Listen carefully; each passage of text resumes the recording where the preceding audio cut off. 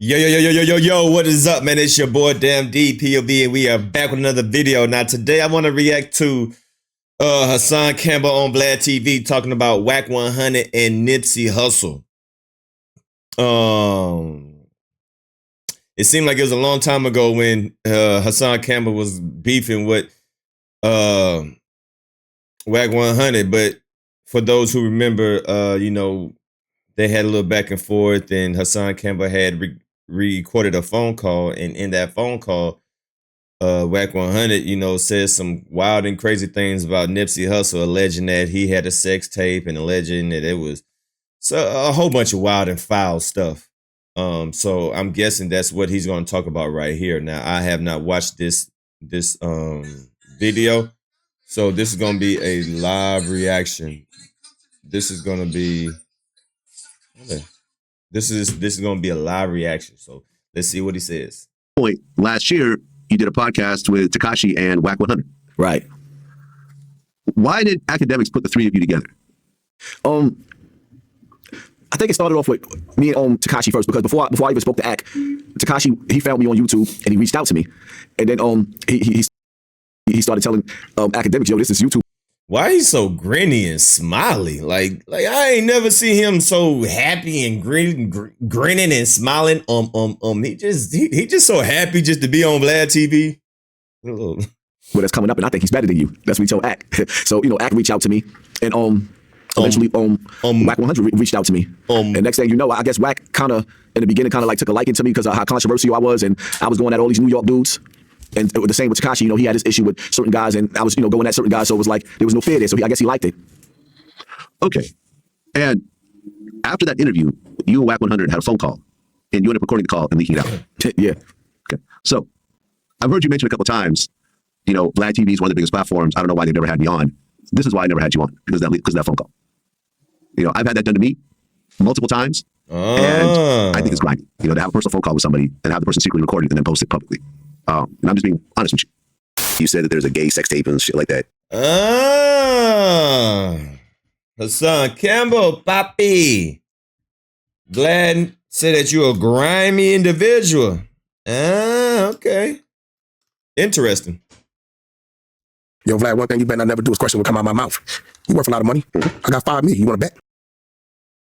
I know. I'm not going to bet you. I'm not going to bet you. Fuck it. Let's break it down to Mr. Punk nigga. I got $1 million. Okay. Do you want to bet? I'm not going to bet you.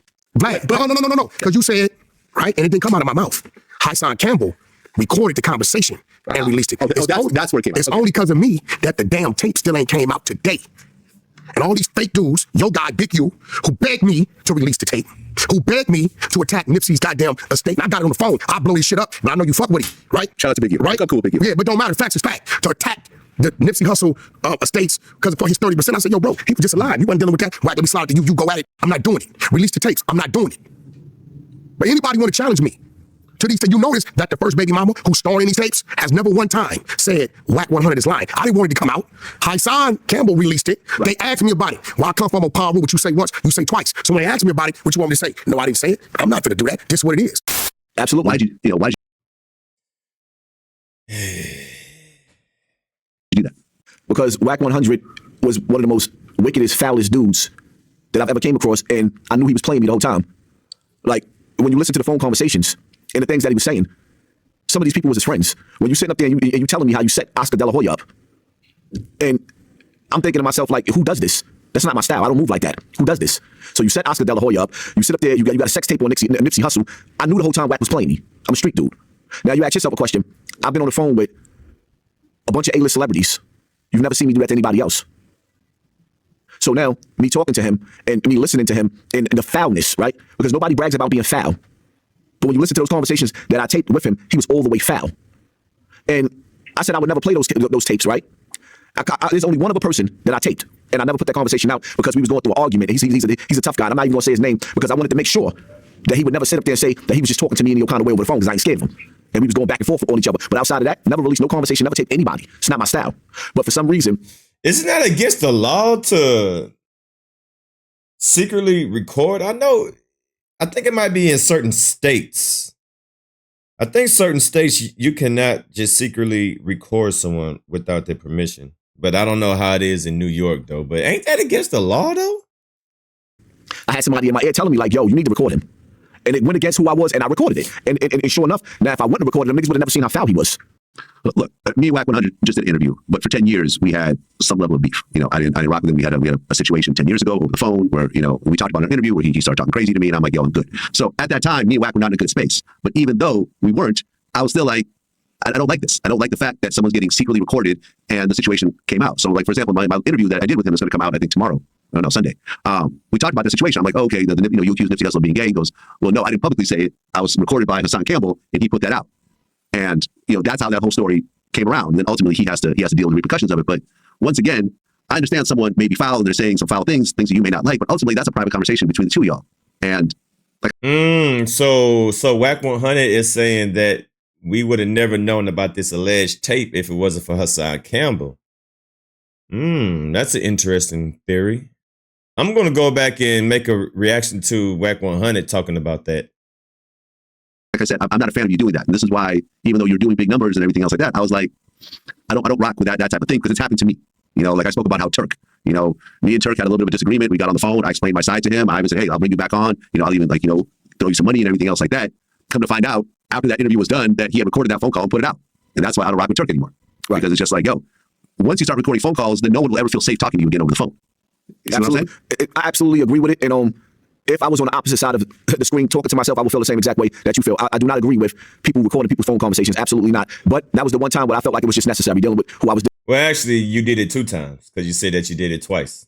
dealing with. Wack is the epitome of evil.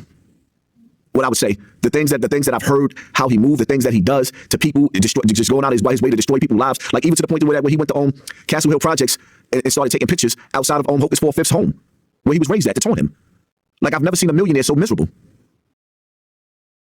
Look, me and Wack are in a decent space right now, and Wack does a lot of things for on the internet, and he's built up a following with it. At the end of the day, you could have a disagreement with someone, and you could think that person's foul, and if you don't like that person's character, you can always separate yourself from that person. Like I said, me and him didn't talk for 10 years.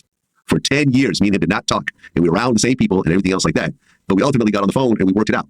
But at no point did I ever record a phone call, did he record a phone call, anything else like that, because once you cross that line, you can't come back from that line again. You know what I'm saying? Like if you and I ever had a phone conversation, I would think he's probably taping it. Whether they're taping it or not. But see, the crazy part about it is, you see how you feel about that? He doesn't feel that way about that. He just called me on the phone when he got into the situation with Hocus 4/5. As a matter of fact, he called me. I was just touching down in South Carolina. I just made it to South Carolina, and he was on the phone with me, just kicking it like everything was all good. Like it didn't matter to him because it's all entertainment. But for me, it wasn't entertainment because my whole thing is that as soon as I leave you, we did the interview. It was a good interview. We all was laughing and just having a good time. And the very next day, you get on the Clubhouse and tell everybody on Clubhouse you was bragging about Africa Bam. He told them that's why Africa Bam might have fucked you. He never said that to me in my face. If he would have said that to me in my face while we was together, it would have been on and popping right there. And he knows that. I mean, Tekashi had an army with him, but I had niggas with me too, and I wouldn't have accepted that. And my whole thing is for you to sit up there and think that it's funny that I'm being molested. That's why I put that audio out, because that was a line of crossing where there's no coming back. I don't respect anybody that thinks it's funny or something funny about a man molesting a child. All right. I'm going to definitely go back and listen to Wack 100 talking about Hassan Campbell and that Nipsey Hussle tape, but that's an interesting way to look at it. We wouldn't have known about this alleged tape of Nipsey and whatever, but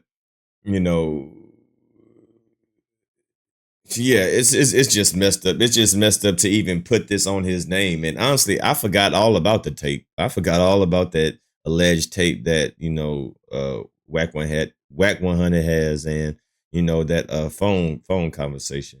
But yeah, this is crazy. It's crazy. I don't know. I don't know.